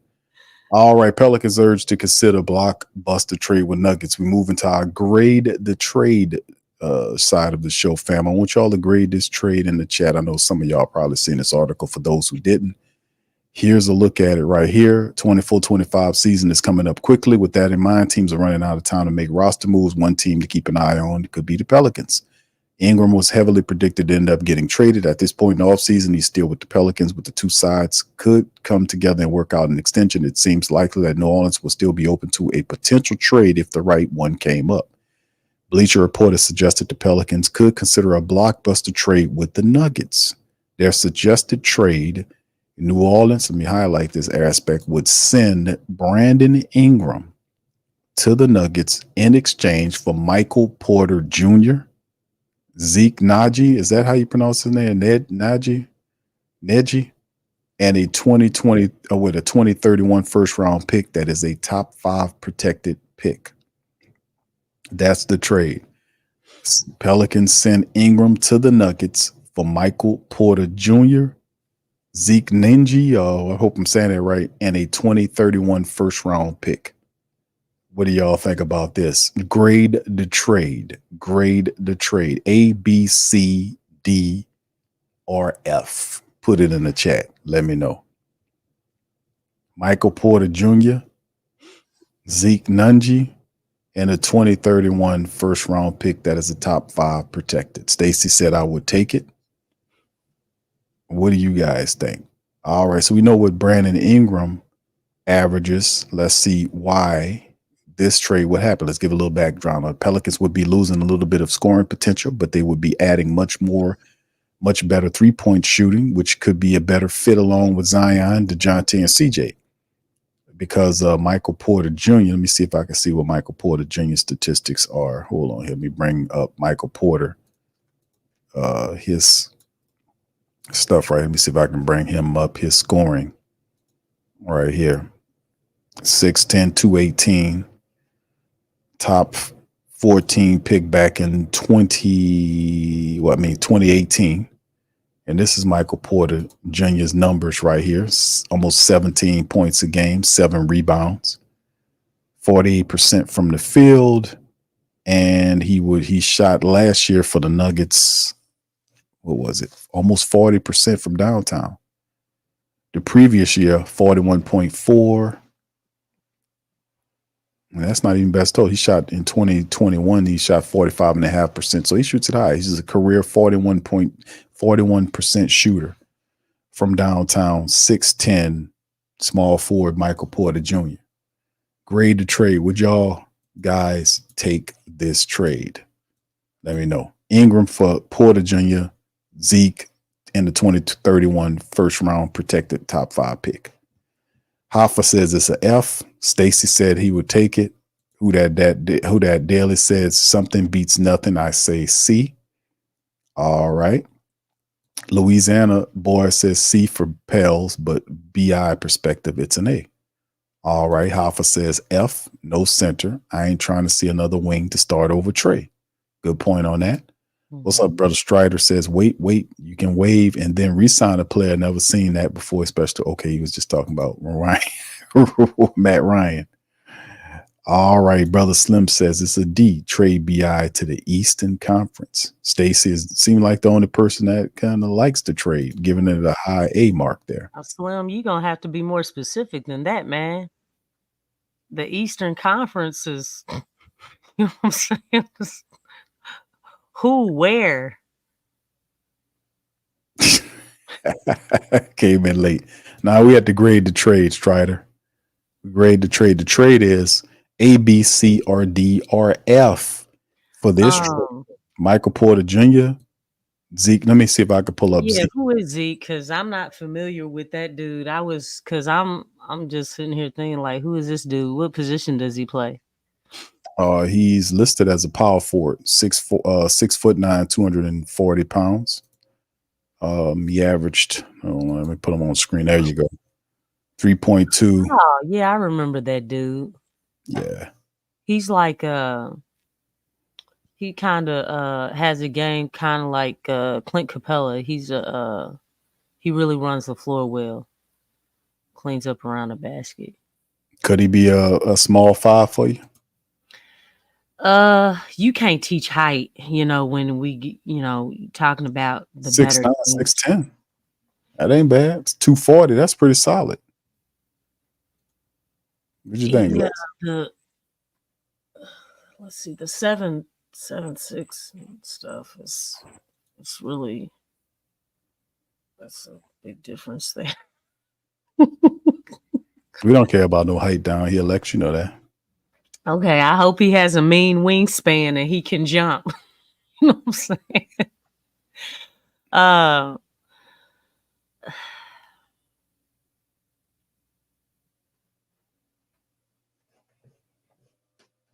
You don't like it, huh, Lex? No, I mean there's pros and cons to it. But one thing I will say is that the Pelicans will be getting champions. No, I mean that's good. You know what I'm saying? Like, they know how to win, right? Especially in Porter Jr. There's a lot of times there's a difference in how you play once you win a championship. So that would be nice to have on the team because, I think even when Rondo was on the team, didn't he make a difference when he was on the Pelicans? Oh, His yeah. presence. Yes, indeed. Big presence, man. So, I mean, and I know he was a point guard, but still, being a champion, it does make a difference, especially if you actually had, what's the word I'm looking for? I just had it. You played a major part in Oh, winning the championship. yeah, I'm yeah, not talking about just, just hey, yeah, roll. I sat the bench like, somebody like John Sally or something. No, You he know what was I'm a saying? direct Like, contributor. no, like he actually played. Yeah, he was a contributor there. Yeah, Yeah, major contributor. yeah, he So I turned. think that's a huge plus for the team. Yeah, he did. Rondo was everything to that Pelicans club, man. I remember him literally running that team, and I remember Elvin Gentry would try to tell him, "Hey, do this or come here," and he would wave them off. He a player. Substitutions. He would wave them off in substitutions. Stuff like you saying that John T. Murray gonna do Willie Green. That's what Rondo was doing. Elvin Gentry. That's what he was doing. I mean, Elvin Gentry was, come on here. He would like, let me stay out here. Or he would be on the bench and he would say, come on, Rondo. And Rondo said, no, let them play. They're doing good. That's the kind of stuff you're saying that Murray gonna do Willie Green. That's what you're saying. So it's gonna be out. What'd you say? What you talking? No. No. Try to said Lex, they had that mindset with coach from Golden State Warriors for 5 years and it didn't turn out good. But You gotta there have was the no people defense. you gotta have the people at the right position. Yeah. And you do have to have the right personnel. Right. That makes a huge difference. Yeah, it's not just about, and that was a coach, I'm talking about players like they're out on the floor Player with a coach. championship mentality. Oh yeah. But that Yeah. that fits for Rondo. No, that's what I just said. Rondo was waving off Gentry. Like Gentry would call him, when he was on the floor, tell him to do something or call him to come in, come sit on the bench, get some minutes, and Rondo would wave him off. When times when Rondo would be sitting on the bench and Elvin Gentry wanted to bring him in the game, Gentry would say, come on, and Rondo would say, no, let them stay playing, they're doing good, let them stay. And then that's what he did because he had a better idea of what was going on. Elvin Gentry was half drunk half the damn time. So Yeah, I was gonna say. I'm glad you said something. I'm so like, but that's like what you guys, that's what I was saying. That's what you're saying that John T. Murray is gonna do Willie Green. He's just gonna be waving off his stuff and stuff like that. That's what you guys are saying that's gonna happen. I don't think it's gonna once you're on the court, man, I think really what Willie Green needs to be more concerned about is, hey, when there's a hard foul on your star player, let no. alone any of your players, be all in on the game, okay? If you're truly invested in the game, and back your players up. And not come out saying, "Oh, I'm gonna keep my money in my pocket." Like, dog, that's a horrible coach. I'm not even making as much money as you, but best believe I am going to back the living snot out of my players if they're being hit out there, because that's my job as a coach. You got to have your players back. They playing their butt off for you. I'm just saying, like, that's something that you need to do. I mean, Rahakovic, he did it. He did it. His eyes were big. This big crap. You know what I'm saying? I mean, like, come on, man. I mean, it's okay for you to back your. I'm not saying he has to do it just like him, but back your players. And let me tell you something. Your players will play even harder for you when they see that you're backing them. And that means more wins. That means perhaps maybe coach of the month, because he's only got one of those, and that was off the back of Zion, the guy that he don't really back up. Yeah, I agree with you on that. That's not a good thing to have, to command respect from the team when you're not willing to lose some money for them. That's a whole other And thing. then the only time he'll do it, like get a technical next game, is if a reporter checks him on it. Hey, did you feel like I didn't see it? Like, come on, man. What are you looking at over there on the bench walking around with your arms crossed. Lexxah, he's seen They it. got a It's fine. jumbotron in the middle of the court. You didn't look up at it, talking about you didn't see it. And then you want to call yourself a holy man? Come on, man. It's right there. What are you looking at? Make a good point, Lex, on that, man. I agree with you on that. You got to lose some money for him, especially if you see Zion falling down and getting hurt. That was just, I wanted to beat them Ain't referees' ass, ugly to be fouls honest with you. too, man. I mean, Zion does need to, foul better. Man, they knocking that man on his ass. Foul where Barkley was trying to show. I was a coach. I would have literally been cussing and fussing, and I would have definitely lost some money and maybe got suspended for a couple of games. Yeah. But what was going on with the referees and the poor officiating of Zion Williamson was ridiculous and criminal. It really That was. was criminal for what they was doing. They were going to get him hurt, and it took, if he had to get thrown out every game, if it happened, that's what I'd have done to make sure that I'd bring attention, because that's what it is. You got to bring attention to it. Exactly. That's how you you have to be I agree with that. consistent. And Yeah. they weren't consistent when bringing that attention to it. They were like, "Oh, we've been sending messages to the league." Yeah, behind closed doors. Sometimes you have to go public. Phil Jackson, he would purposely do stuff, pull stunts like that. He would say stuff about, fouls and different things. He did that on purpose. Popovich. And these are best coaches like in the history. Like they do that stuff purposely, like to send a message like, "Hey, you're going to listen to me." You have to have that attitude every single time, like literally like, "Hey, I don't care what y'all do, but you all are going to hear me out. All the way out. This is a problem." But you can't just do it one time and be like, "Okay, well, we did it one time. Oh, we did it we're doing it once every 2 weeks." Like, what? No.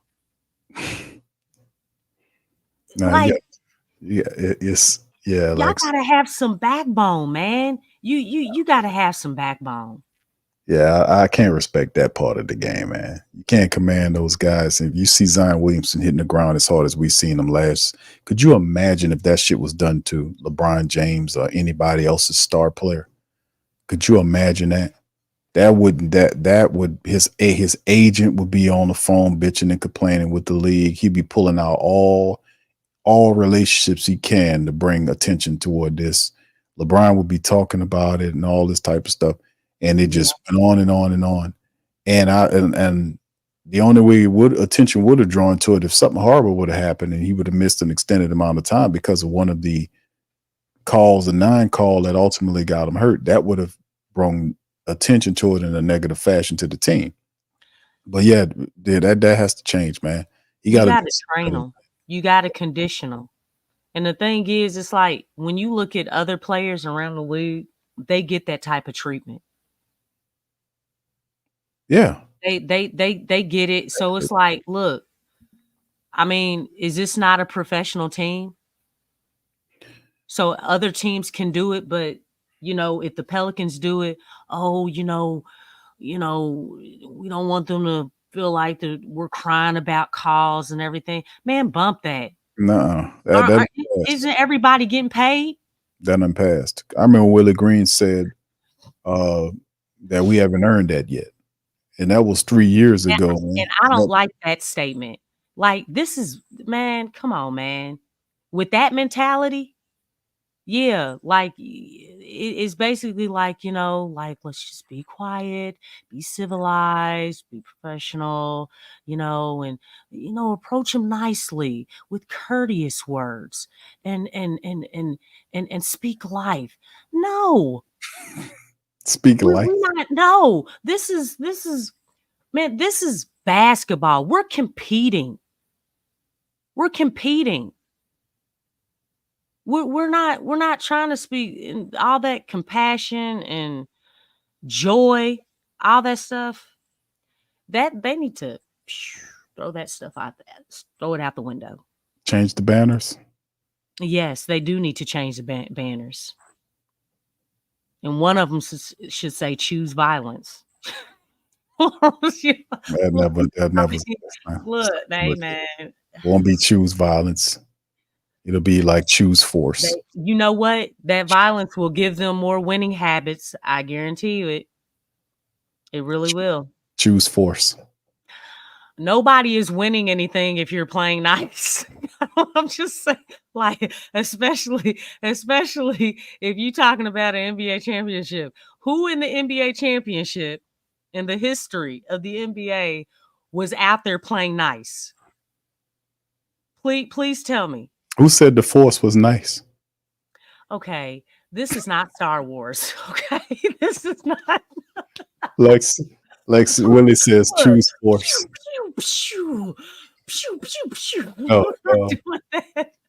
No, it's like that's using the force. They moving stuff with. No. Look, we're gonna be more specific. We need violence. We need criminals. Strider says the force is what gives a player its power. May the fourth be with you. You know what I'm saying? Succotash. Nobody's. I don't believe in that force, man. I believe in. I don't even want the Detroit Willie. I don't, because that Detroit Willie, that ain't even Detroit. Choose force, Lex, not violence. Violence is the path to the dark side. Hey, you know what is his name, man? Borrego. You know what he said, man, in that one game against Dallas. You know, in the locker room. Yeah. He said, "Speed and violence. Y'all had that tonight. Let's bring it in. Let's bring it. Yeah. You know what I'm saying? That's all he said. I'm like, that's what I'm talking about. That's what I'm talking about. Somebody gets it. He said two things, okay? Speed Let's and bring violence. it in. 1, 2, 3, team. Hit the showers. Yeah. You know what I'm saying? We Fast in here know. hey, you guys, we were together, you guys. We were together. And we really fought hard, and we got back in the game, and we were really clicking and just communicate. Man, come on, man. Speed and violence. Let's bring it in, guys. You know what I'm saying? Sometimes them speeches, I'm like, this is a nice speech. Lex, is too nice of a speech. Lex, we're not calling you out. We're calling you up, okay? Okay, Lex. The philosophy of... We're not going to call you out. We're calling you up. That ain't even his philosophy. Make up your own. Make up your own. We're calling you up, Lex. Philosophies are a mirror image of Monty. We're not calling you out. We're calling you up. We're calling you up, Lex. Oh my God. Don't take the path, the dark side that leads to violence. Choose the force. Hey, only within the realms of the game. Last time I checked, them Jedis be kicking them other people's ass. That's all I'm saying, Lex. Choose force. Hey. Luke Skywalker. Darth Vader. You know what I'm saying?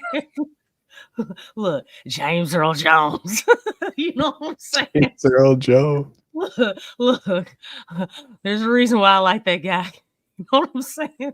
Calling you up, Lex. We're not calling you out, Lex. We calling you. I'd rather hear one of his speeches. You know what I'm saying? Man, his voice got a whole lot of power to it when he speaks. Always talk. James Earl Jones. Yes. That'll be cool, man, having him. It would. Oh, could you imagine him in the locker room? Run the damn. Man, the team would be running out like play with even force. If you got Mike Singletary, man. Oh my gosh, with his big eyes. Scary. What? Looking at everybody. Yeah, I'm looking at you. You're the reason why we lost the game. All right, Coach Dale. All right, Coach. Winners. We're the winners. I know I remember. Don't want him. Don't want to coach him. Oh yeah, I remember all that, man. I remember we went off on your boy. Making You know, people cry. Vernon. Yeah, That's he what made. we need. Man up, dog. Man up. Will ain't making nobody cry, Lex. I It's not know. going I know. to happen. All right. Oh, I know. All right, fam. Listen, I appreciate y'all for joining us tonight, man. As Lex was talking about the force and the path to the dark side, Lex is trying to make everybody go to the path of the Sith. We're trying to keep the path. Well, Only within the realms of the game, the basketball game, people, not in life. You know what play I'm with saying? violence. Like you want to compete. You want to compete. Right. What you said, Lex? For pay force and what you said? Speed and violence. Bring it in. Yeah, come on, bring it in. Bring it in. Team. Speed and violence. Bring it in, Lex. Yes. Man, they need to put that up on the board. Golly, that was powerful, man. Yeah. That's all Man, he said. Speed and violence. Let's bring it in. Man, yeah, that sounds like everybody a was good movie, like, man. yeah, let's go. Cause we like to go fast. We like to beat the hell out of people. Oh yeah, bring it in. Yeah, that's it. Do Did you you remember that game though? Yeah, that was the That game was mean. yeah, that was yeah. That game, I needed 81 more games like that. That was the second Dallas game. I want to say it was. It was Yeah. the second Dallas game. Yeah, And you already know what Jason Kidd was saying. yeah. I remember that, Lex. I Yeah. remember that. We in trouble. Mhm. Yeah, Oh yeah, he already knew you know. speed and violence. Yeah, he knew he was gonna. He thought he was gonna walk through old Willie. He got old Willie over there. They was gonna beat the brakes off Willie. But when he seen Borrego out there, Yeah. he's like, "Oh shit, here we go." Oh dang. We got problems. He already knew. And he did have But he went problems. to his team. You guys play the best you can. That, and I'm saying? you know what people talk about? I see the fam saying, "Hey man, Borrego." Some people don't like Borrego. Listen, Borrego, that one game, that Dallas game, y'all, Man, because they played Dallas the game man, before. I I wanna felt say it the was the game energy before up in that game. that Dallas game where Borrego coach changed how they were Yeah. playing. It was Clearly beautiful. changed. Yeah, it clearly changed. Go back and watch that game, man. It clearly changed, and they were Man, playing. they was out there running like racehorses Yep. up and down that floor. I mean, getting it. Active on the defensive end. It's like, just Yep. it was beautiful basketball, man. Hey, like I said, we don't need to be nice. I name one team that was nice in the NBA championship. Maybe after they beat the hell out of the other team, they was nice and they were like, "Yeah, nice job," That's because they went to Disney World. Right? Yeah, that's the only time when you're supposed to be nice. They said nice guys finish last. Ain't that the saying? Stacy says, "What do you think about the trade?" Q. I think the trade. Man, I don't know, bro. I think the idea of the trade was most of these graded trades that we do. I think some of them be losing sight of the fact that I think if the Pelicans do trade Brandon Ingram, it's going to be for some a piece where they lacking, like a center position. Like some of these trades don't include like having a center there, and I think that's probably what the Pelicans would ultimately want, idealistically, to move BI for as a competent center. So they wouldn't have all these mismatch options. Disrespect to Yeebs, who's inexperienced, or Daniel Tice is not a full-time center, or Carlo Mekovic, who has no experience except for European experience at that level, and Trey Jemison, who's a 7-footer who probably won't see the floor because he'll probably be used exclusively as a G League player, or if injuries happen, they might bring him on to the team. You know what's crazy about that though? We have no idea. Go ahead, Lex. Is that he was playing for the Memphis Grizzlies for most of the season. Mm-hmm. Like he played a lot of NBA minutes. He did. And he was out there balling. He even gave the Pelicans fits. He did. He played well against the Pelicans. He did. So to come back into this situation and they just gonna send him down to the G League, it's like, dang. I mean, the Memphis Grizzlies used him. I know it was because of injuries, but you did have this guy. You're familiar, yeah. I don't know, man. I just think that's kind of weird. It's like, why do you have these guys and you don't give them a chance? And Well, Memphis gave him a chance, and he seemed to be doing well. he did good with them. But Obviously it's they didn't have, because all their starters were out. All Memphis' starters were out. So all those guys got opportunities to go up against the Giannis's, the LeBrons, the Stephs. You know what I'm saying? I mean, they got a chance to go up against those guys, and that's something that they wouldn't have gotten. And they did it for mainly half the season, because the second half of the season, that's when all the starters were out. he did well for him. I got to give Trey Jemison that, and like Pelicans had Trey Jemison here before Memphis had him. But we know he's a 7-footer that plays defensive. Yeah, and we saw him in summer league. Remember, last summer he was in summer league, and we were talking about him then. Like, man, like he may be able to, come off the bench for JV. Right, because you needed somebody that can run the floor, but the Pelicans didn't have. He hustles, he defends. It's like, give these guys, you know what I'm saying? And Miami does it all the time. Different system, different. I know.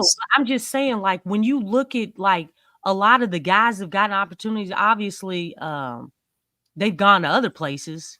I was about to say Stratus, but Max Strus. Yeah. You know what I'm saying? Like, these guys, they were in the G League.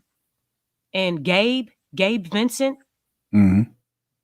And these guys played meaningful minutes in the finals. Yeah. They were G League guys, undrafted guys.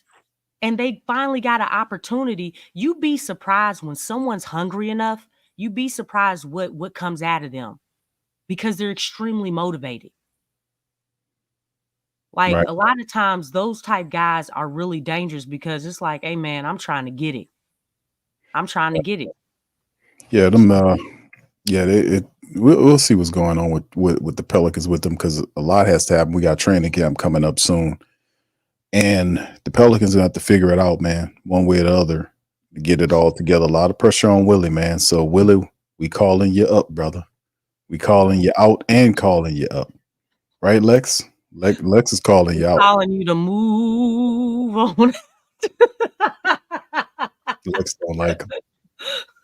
What's that ludicrous song? That's the one Jameis was singing. We can't say that. She's telling Jameis was in Derek Carr's face, telling him to move, bitch, get out the way. How about that? I was like, that's how I knew Jameis I'm was. gonna hit the highway. Jameis was in Derek Carr's face, telling him to move. You know what? I was like, Jameis is going crazy, man. He was literally rapping the song. I gotta find that right quick, fam. Okay. He was in Derek Carr's face last year. Y'all remember? Put one in the chat if y'all remember that, man. James was saying, "Move." You know what? I can't. I'm probably take me a little while to find him. I'm gonna have to bring it back at another time. James is in Derek Carr's face. No hard feelings. We just need more violence, man. We have too much of the same personality, or that horrible statement, good human beings on this team. I'm tired of these human beings. Tired of it. Look, can we play this game with a little bit more violence, please? We're gonna be all right this year, Lex. We got Murray here. You know, Murray a dog. He got a dog mentality. So that's he's an ex-criminal. There you go. Yes. He's a matured. You know what I'm saying? He's grown, but hey, he hasn't lost it. He didn't forget where he came from. You know what I'm saying? Bring that, DeJounte. Bring that, dog, because this team needs it. These dudes are too calm, cool, and collected. Yes, we got that. That's what I'm talking about. All right, fam. So we're gonna get ready to dirk out on that. Listen, man, we appreciate y'all for chiming on this episode of PPR, man. Listen, man, we talking at you, man. We're gonna be back later on in the week to go at some more Pelican talk, man. This is 2 hours, man. A good dialogue right there. Learning more about our head coach Willie Green. And Lex dropping some game on Willie Green. Giving ideas of what signs to put up on the drop game on other topics. Big Q. That's right. Talk about all kind of topics on the show today. And Willie Green. Don't start talking about Griff. That's gonna be another hour. Oh my goodness. That'll be another hour just me talking about Griff. And Lucius Lauscher, that's gonna be another hour.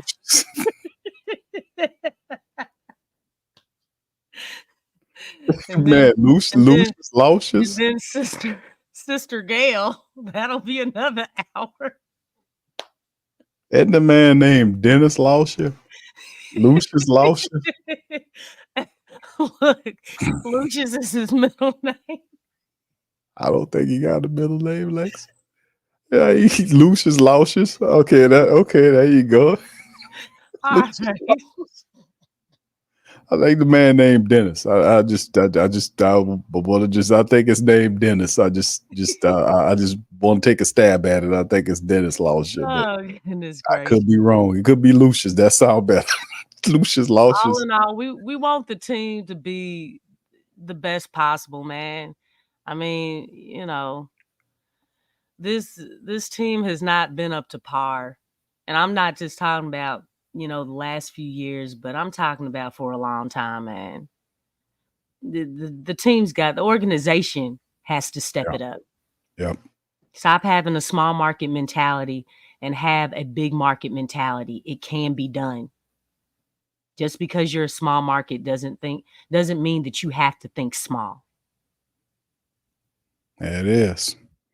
With that being said, we're going to leave you with that powerful word of the night, man. Listen, we're going to be back later on in the week. We appreciate y'all being in the stream. Please feel free to hit the like button, hit the subscribe button, and by all means, feel free to share the show on your social media feed, baby. PPR in here representing the flocking nation. Stand up, man.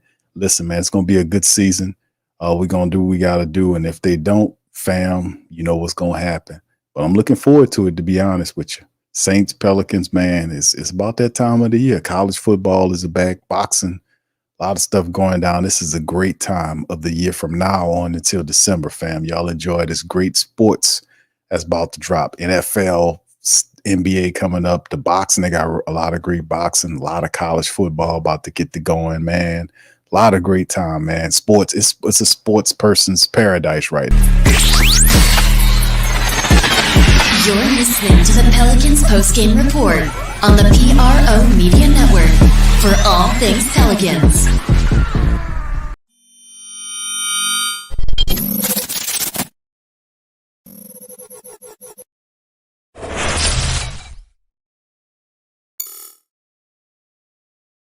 TheWhoThatDaily.com. That's right, TheWhoThatDaily.com. Your one-stop shop for everything New Orleans Saints, New Orleans Pelicans, LSU Tigers, even the top flight boxing news. So if you're a Who That and you're looking for a place to stay up on your team, TheWhoThatDaily.com is your site. TheWhoThatDaily.com for the sport Who That in all of us. That's right, the Pro Shop is the platform store where you can go and buy all the latest merch to support the platform. Available at the Pro Shops, we have dozens of hundreds of products available for you and your family. Unisex tees for men and women, hoodies and sweatshirts, tank tops, kids and baby items, long sleeve tees, mugs, pillows, wall art, bath bedding, face masks, phone cases, stickers, bags, fanny packs, socks, hats, and many other items. Please feel free to check out the Pro Shops. The link is in the description section below. Remember, it helps the platform continue to grow. Check out the Pro